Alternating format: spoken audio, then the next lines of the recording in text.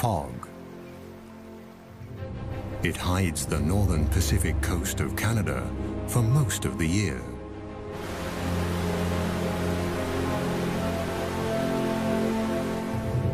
This is the Great Bear Rainforest, a forest full of mysteries and wild creatures.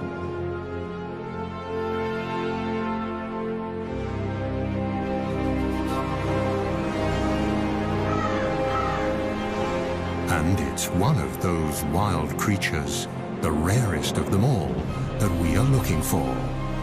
Mochkmo, the spirit bear.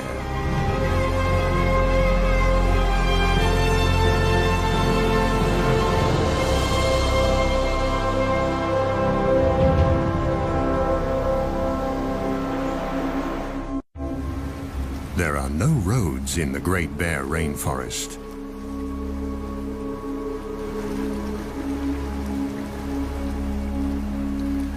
This labyrinth of islands is best accessible by boat.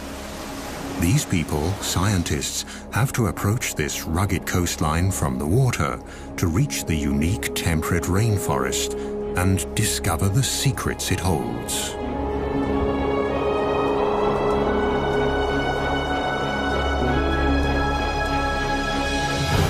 Few regions on our planet produce as much biomass as this rainforest.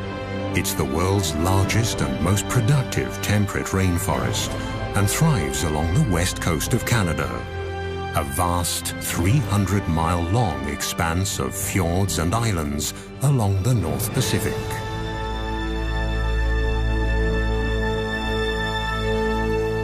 Since time immemorial, these islands and forests have been home to Tsimshian nations of the Gitga'at community. The Gitga'at believe that they are one with the land, the forests, and the ocean. In their world, the animals are their brothers and sisters, and the time when the last ice age covered the west coast of Canada is also a part of this legend.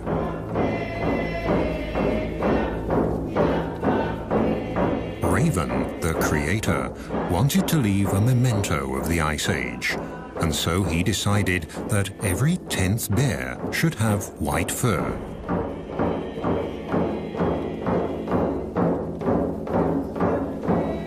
This, they say, was when the spirit bear was created, the white bear of the rainforest.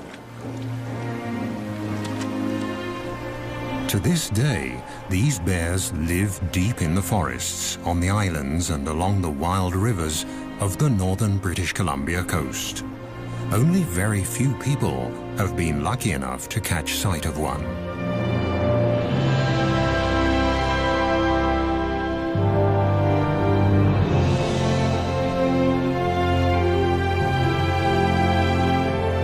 Like a gigantic wall of granite, the coast mountains block the clouds that roll in from the Pacific Ocean, causing them to rise up and drop their moisture. This almost incessant precipitation is the motor that drives the rainforest. A motor that never stops and never falls silent.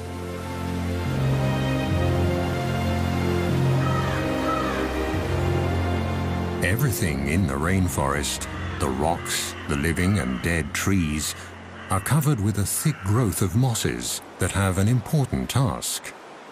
They hold the moisture in.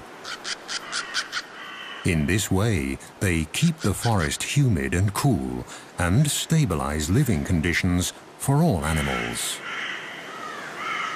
In the temperate rainforests of the north, biomass doesn't decay as quickly as in tropical rainforests. The destructive organisms here are slow and need a lot more time to do their work. Yet this rainforest is more productive than those in the tropics.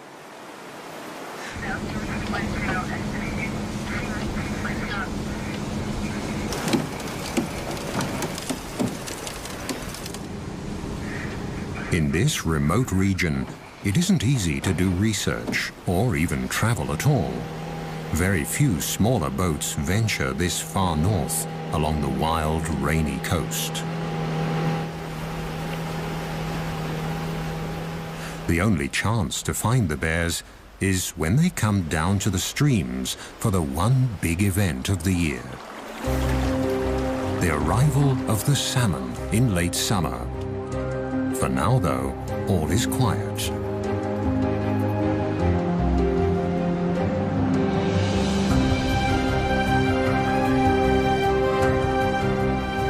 Is this the quiet before the storm?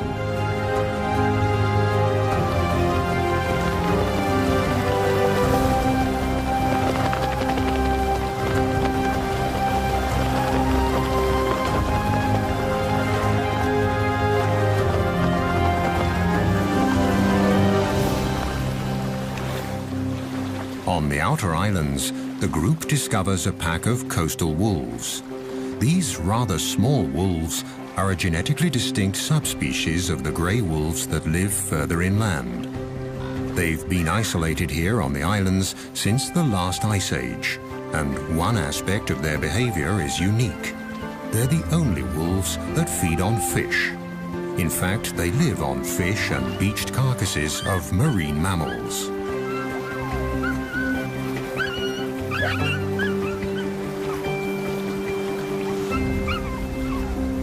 Food that also attracts other hungry visitors.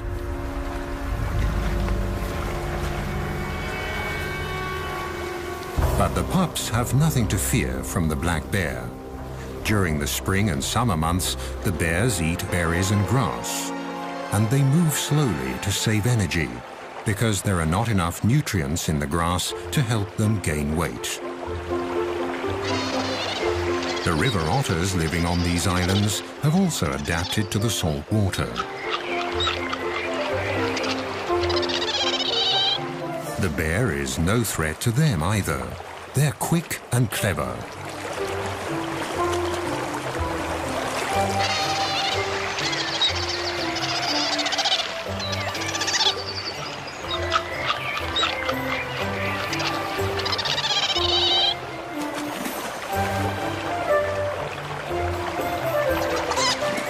The intertidal zone is their buffet. Mussels, small crabs and fish are their favorites, and they're always inquisitive explorers.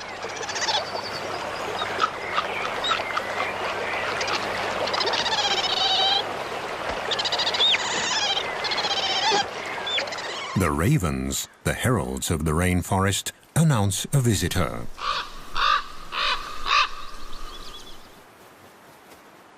Marvin Robinson is a Tsimshian guide and a member of the Gitga'at First Nation. He's also looking for the salmon and the bears, the secret spirit bears. This forest means a lot for me. Like about 18 years ago, this is the very spot that I've seen my first spirit bear. So prior to that, it was all hush-hush about this bear, the sacred bear really to us. And we weren't even allowed to talk about it anytime. We were told to keep quiet if we seen one, don't tell nobody. It was a special treat to whoever got to see one. You know, there was very few that got to see one of these rare bears. And ever since I started, we've found some really special places that we keep to ourselves.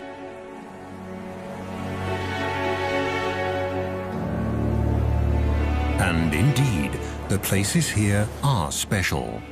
On the outer islands, waves and winter storms have created magical beaches. Most of the islands in the Great Bear Rainforest are rocky and precipitous. Wide estuaries and shallow coves are rare. But the steep cliffs also offer food. Here, with a little luck, a visitor could get a first glimpse of the mystic animal the experts are looking for, the famed spirit bear, one of the rarest animals on Earth.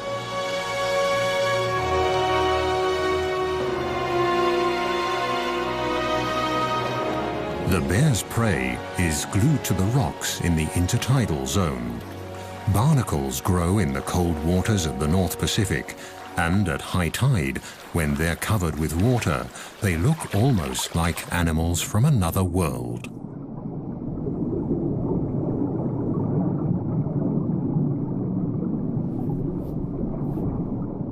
Their feathery arms filter plankton out of the water. It's hard to believe that these little creatures are related to crabs.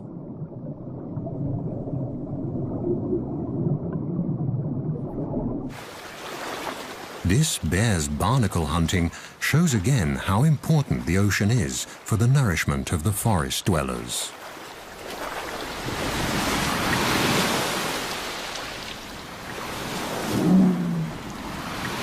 And there's enough nutrition to feed even the largest animals that roam the waters, the whales. At low tide, barnacles and mussels are exposed along the rocky shores. Their shells are closed tight. For the spirit bear, detaching them from the rocks is no problem, and the reward is a very tasty snack.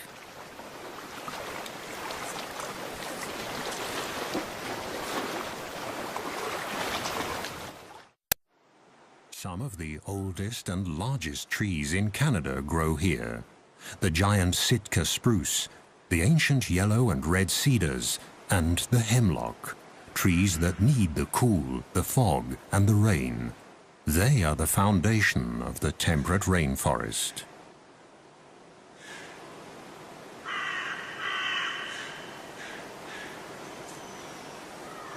In August, the sweet fragrance of ripening berries wafts through the forest.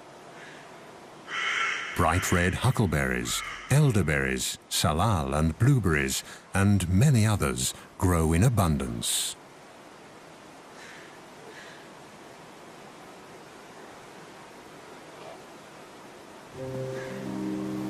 For the bears, the berries are a crucial staple to tide them over the leaner months of the summer before the salmon arrive.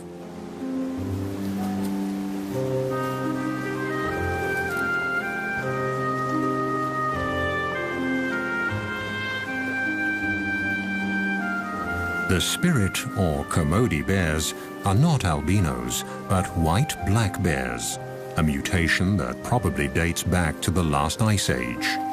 And between the rocks and the trees, white is a good camouflage. The bear's sweet tooth also helps the bushes to spread. They pass up to 400,000 seeds per day in their droppings. Thus, the plants colonize new territory.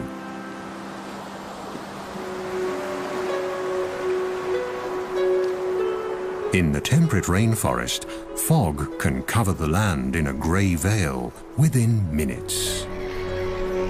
And it can plunge a sunny landscape into deep gloom. Along the mainland coast, the islands of the Great Bear Rainforest lie close together.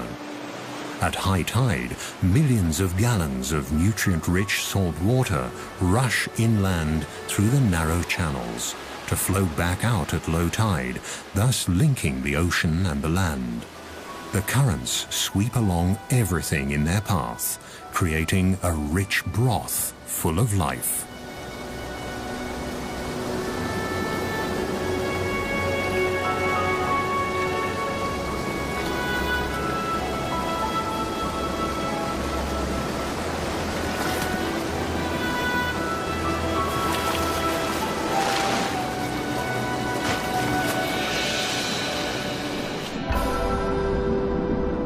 In August, huge schools of young fish migrate into the waters between the islands.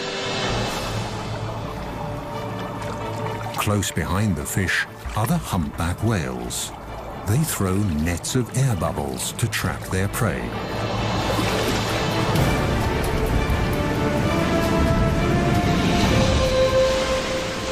Success. Thousands of fish are caught in their gigantic mouths. Their balleens filter krill and fish out of the water. Again and again, the whales will feed for days. But Mother Nature is prepared and sends a constant stream of fish north along the coast and into the archipelago of the Great Bear Rainforest.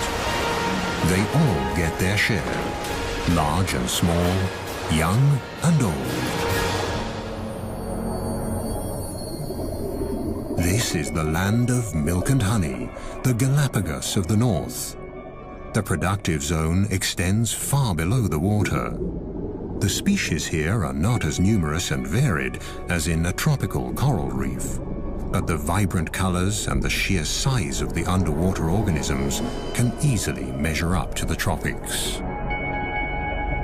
Deeper down, among colorful mollusks and cold water corals, the ocean harbors another secret of this region, a life form from the age of the dinosaurs, a glass sponge. The intricate and beautiful structures of this 300-million-year-old organism are made of glass and very fragile. The rivers and streams of the Great Bear Rainforest wash sediment into the ocean constantly, and the nutrients slowly sink down and feed the coral. Its red branches that can thrive in this 6-degree cold water are the perfect hideout for small crabs and fish.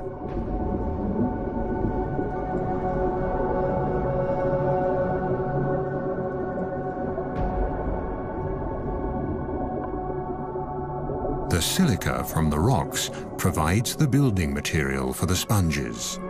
With a little help in the form of sand and water, they can make glass.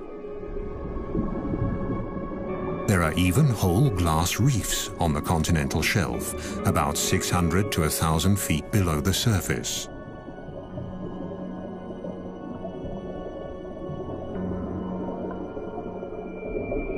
These ancient organisms build complete reefs, powered by nutrients and runoff from the rainforest. High above the reefs, a female humpback is playing with her calf. Thanks to the rich feeding grounds, the little one is growing fast. In a few months, when they leave the cold waters and head south, they'll need all their strength.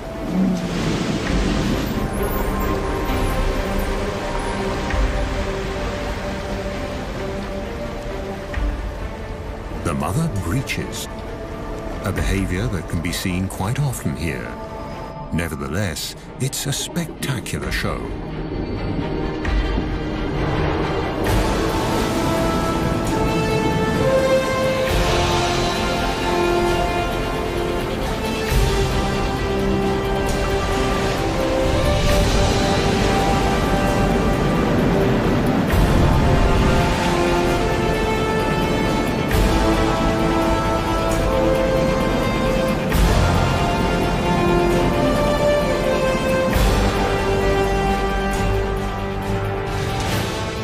It's the beginning of September, and the fish run that all the animals here are anxiously waiting for is approaching.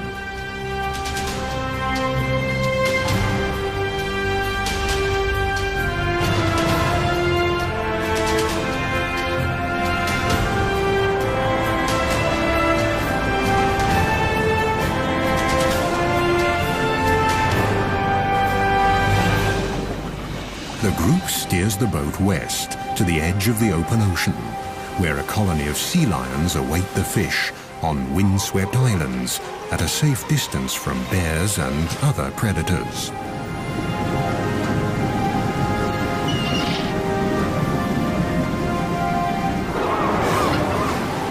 The Steller sea lions are the largest of the eared seals.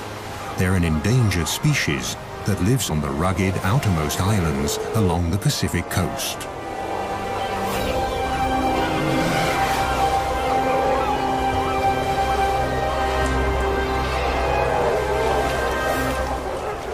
The strong, territorial males can grow to a length of more than 10 feet and weigh up to 2,500 pounds. Each of them has a dozen or more of the much smaller females in its part of the colony.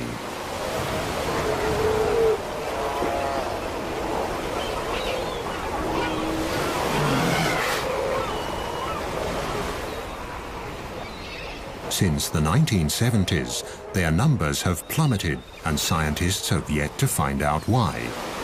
Overfishing of the Gulf of Alaska could be one of the reasons.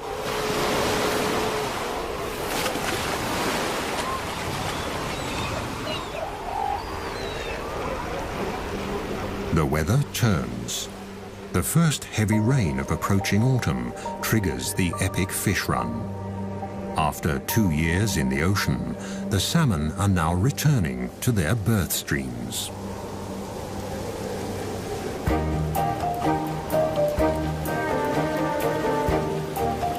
Are the fish here yet? A mother bear and her 2 white cubs patrol the shores of Princess Royal Island. Here, 1 in 10 black bears is white. The white fur color is passed on through a double recessive gene. White cubs will only be born if both parents carry that gene. And bears with black fur can also carry the spirit bear gene.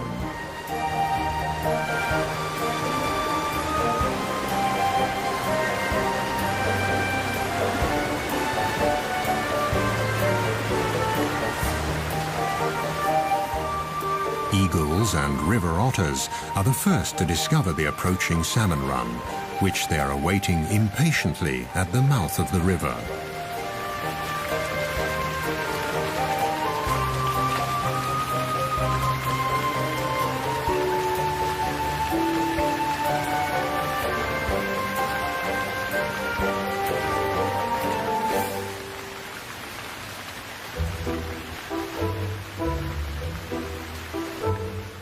Further upriver, a black bear mother checks the water level.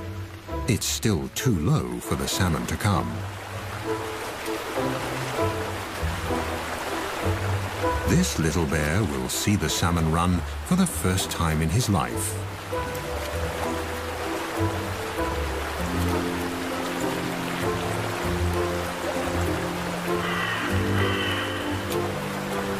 It won't be long now.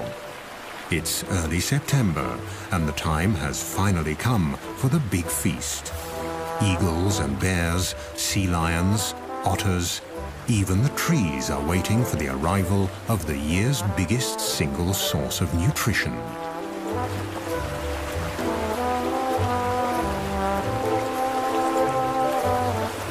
And the big feast will also complete the yearly cycle. Shortly afterwards, the bears will start looking for winter dens.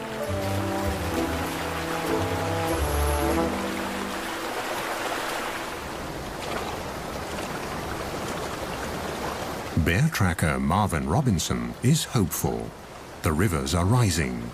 He's checking for clues on the islands as well as on the mainland.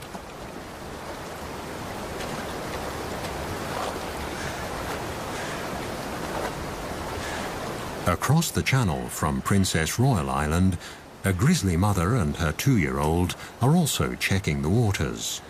Grizzly bears live on the mainland, leaving the islands to the black bears.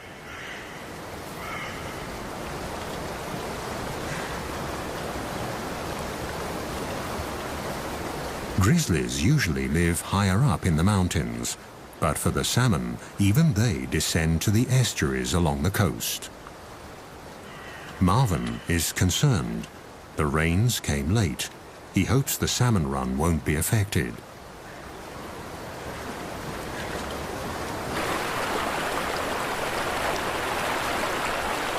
Now, at last, the water levels are rising.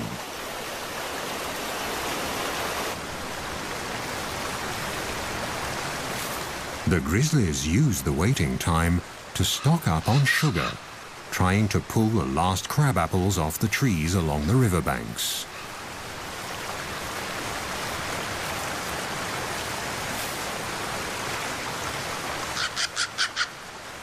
For the mother bear and her young, this will be their last winter together.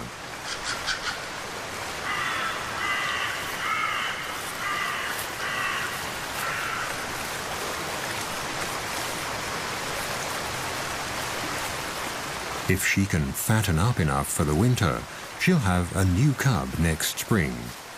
But if the salmon run isn't good enough, she'll reabsorb the already incubated egg in her womb during hibernation.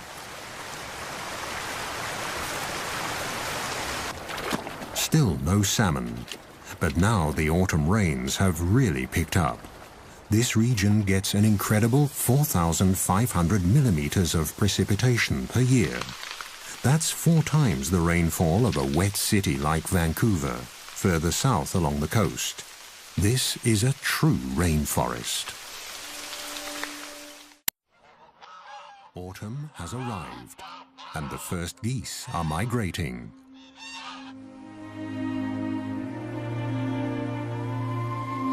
Finally, the water level in the rivers is high enough for the salmon to migrate too.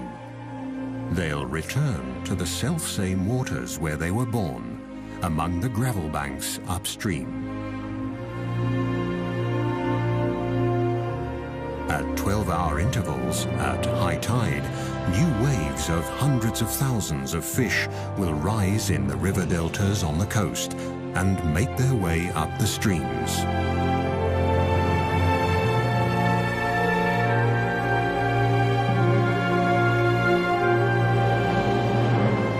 The clear waters of the wild streams along the northern coast of British Columbia are the habitat the salmon need to reproduce.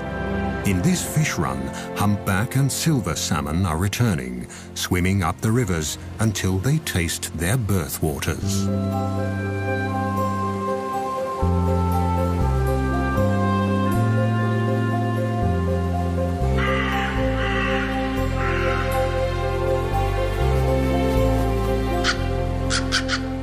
They're here. The ravens, the heralds of the forests, spread the news.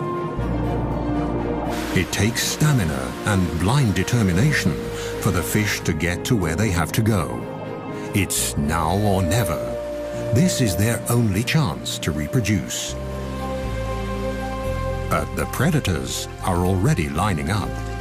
From the seagulls to the otters, they all want their share. For the animals of the Great Bear Rainforest, the waiting is finally over. Now it's time for fish and caviar.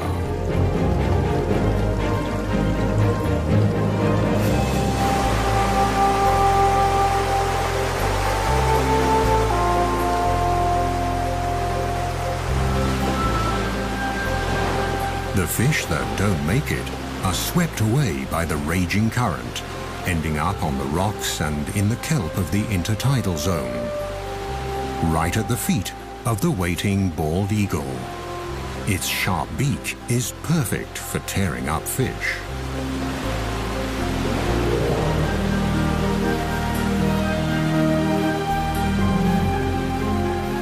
The gulls will get their fair share, but here on the Rain Coast, the bald eagle is the true king of the skies.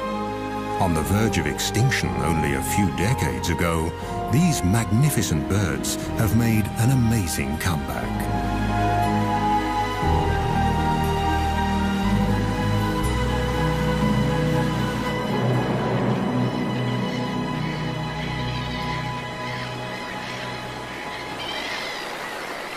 On a bank in the stream, the raven patiently waits for the black bear to finish his breakfast.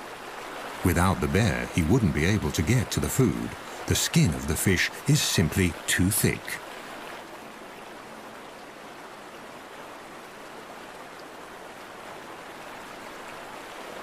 Come on, haven't you had enough yet?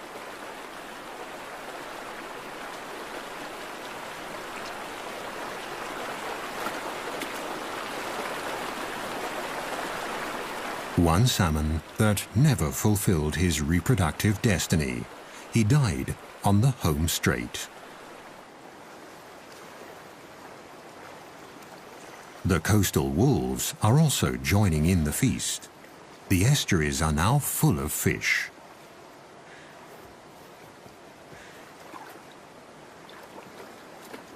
The youngsters are still learning the tricks of the salmon trade.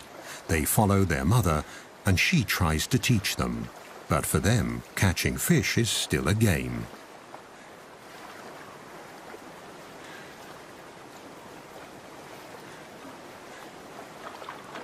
In the shallow tide pools, it's easy to see and grab the salmon, which are tired, in fact almost exhausted from their long journey.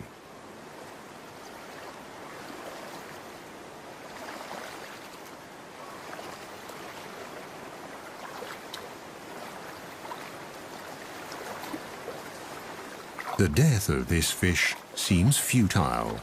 There are so many of them, easy prey for the hunters.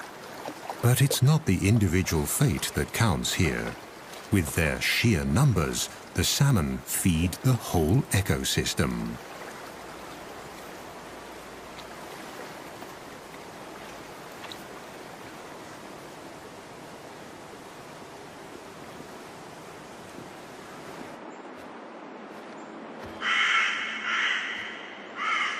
Further back in the forest, Marvin often finds leftovers.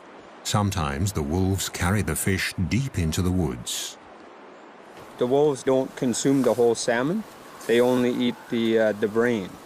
So they carry the salmon off and maybe a little bit further up the sides of the valleys and stuff because there's a parasite in salmon that if the wolves get it, it could kill them.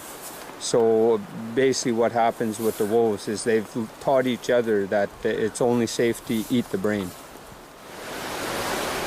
The gushing waterfall further upstream seems insurmountable. But the fish keep trying again and again. For them, it's quite literally do or die. And for the strongest, stamina eventually pays off.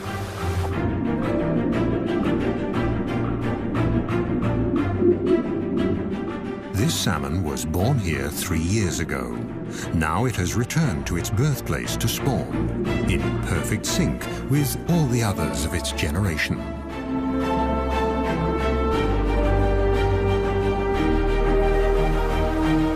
In the first few months after hatching, the fry will stay in their birth streams.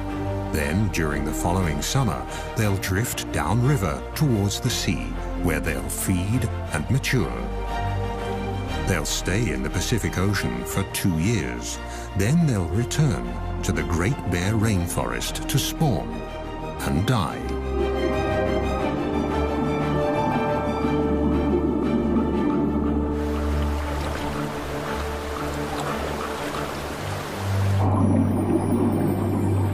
In a rush of hormones and wild abandon, the fish become oblivious to their surroundings and their predators.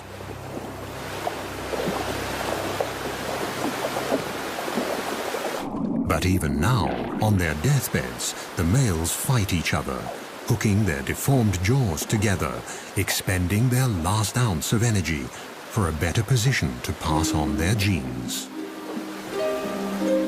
The unique cycle of life in the temperate rainforest will be completed once again, as it has been every year since time immemorial.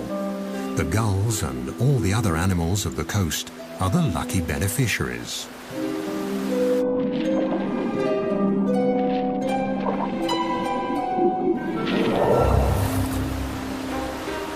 Foraging has become an easy task for the bear as well. The fish are in a daze, without much perception of their surroundings. They'll only react when the paw almost touches them. And jump is not an option anyway.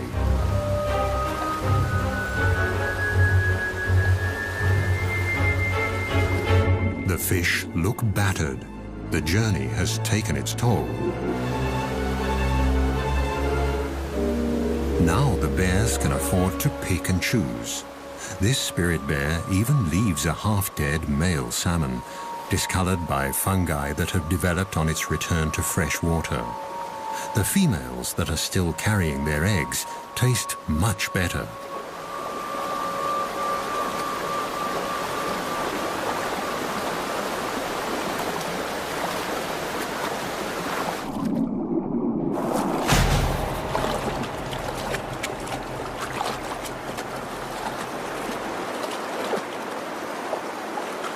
During the 10 days of this salmon run, every bear and every wolf will each carry about 1,600 fish off into the woods.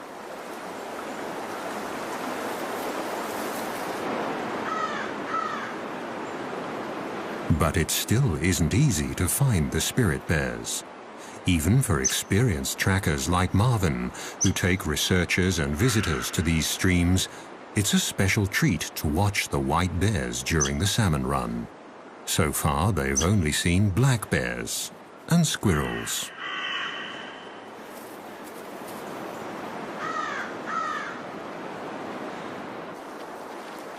But they can watch various other animals and their behavior during the run. A black mother and her cubs feeding, for example.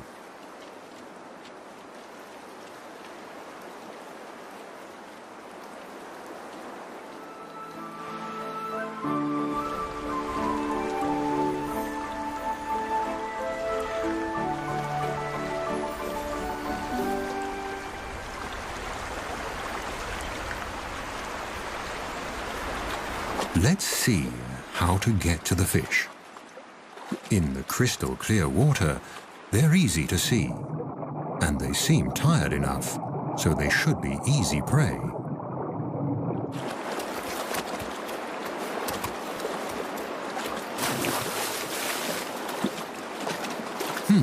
That wasn't too successful. The cub might need to practice a bit to become an expert in salmon hunting. Marvin, the tracker, has been walking the creeks for days now. Then, suddenly, there it is, Mochkmo, the prodigious spirit bear, one of the rarest animals on Earth, and one of Mother Nature's miracles, right in front of his eyes.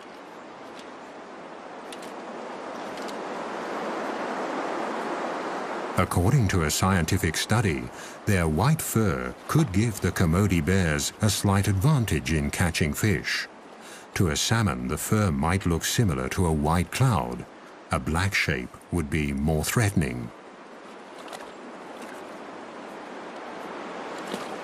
Marvin prefers to believe the legends, that the fur is a memento of the Ice Age. And the cloud hypothesis isn't proven anyway. In lean years, the white fur might make a difference. But at the peak of a good salmon run, no bear, whatever its color, has any difficulty catching fish.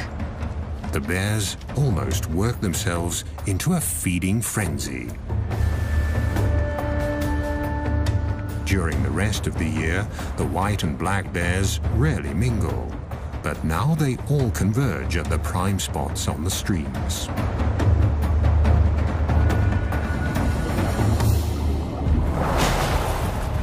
Overall, the black bears seem more aggressive and wilder than their white cousins. But they're also more wary. Could it be because, unlike the white bears, they've been hunted before? But wary or not, all the bears have to come to the streams. They have to store fat for hibernation.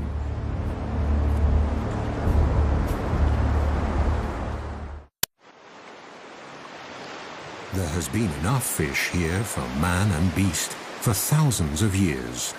For the Great Bear Rainforest, it's a matter of survival.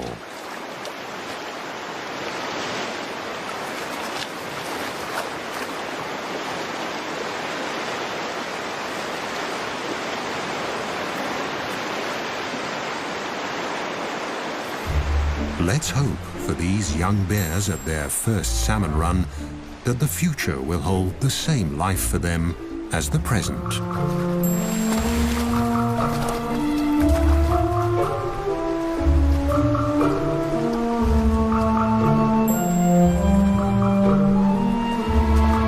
According to native law, the black bears discriminate against their white siblings. When they meet, it's usually the white bear that backs off, even if it's larger.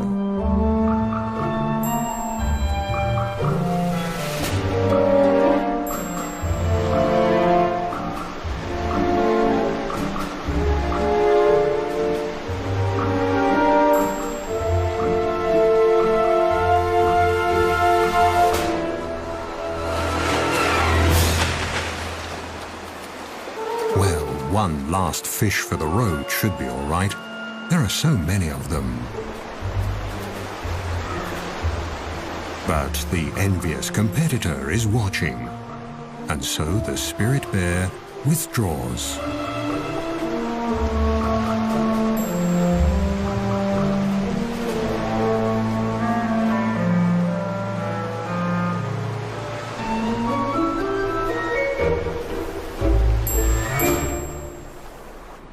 The bears often prefer to eat their fish in the quiet of the forest. They use day beds in hollow tree trunks or small caves under roots where they rest and digest. Maggots, bugs, and many microorganisms help the process of decay and decomposition. Mosses can macerate the organic nitrogen and make it available to the trees. The salmon are actually feeding the rainforest. The thickness of the tree rings alone can show which years were good salmon years.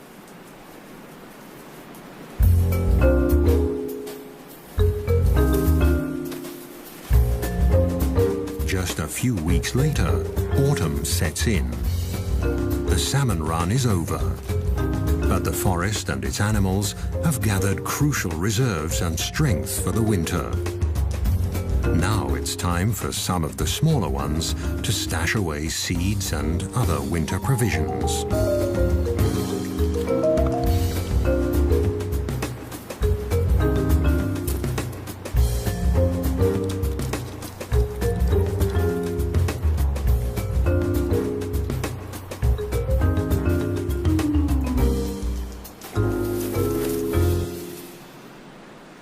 Now that the stomachs are full, silence returns to the Great Bear Rainforest. Herons and ravens take care of the leftovers of the feast. The remainder decays in or along the streams and is scavenged by the ever-present ravens. Whatever's left is swept into the ocean and becomes fertilizer, feeding the krill there. Nature almost seems wasteful, but this brief overabundance has a deeper purpose. The carcasses pass nutrients on into the water. This is their last gift to a new generation of salmon.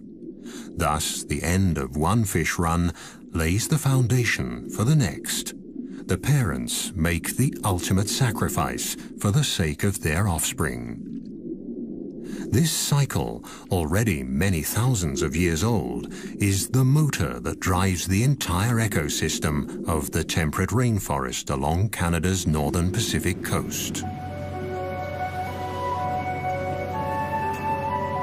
But it's not just the motor that makes a system function.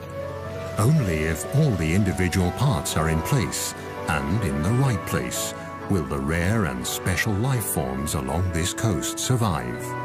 This is the insight the experts have come to on their way back from the expedition.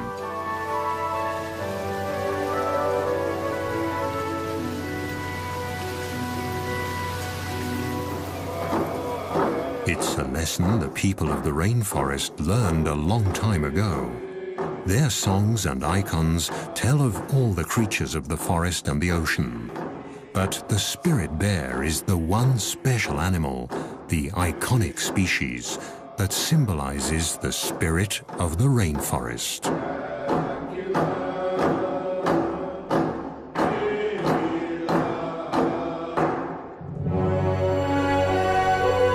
The freshwater streams and the mountains, the forest and the ocean, the winds, the plants and the animals, they all had to play their parts just right so that this temperate rainforest of Canada's northern Pacific coast could develop over thousands of years.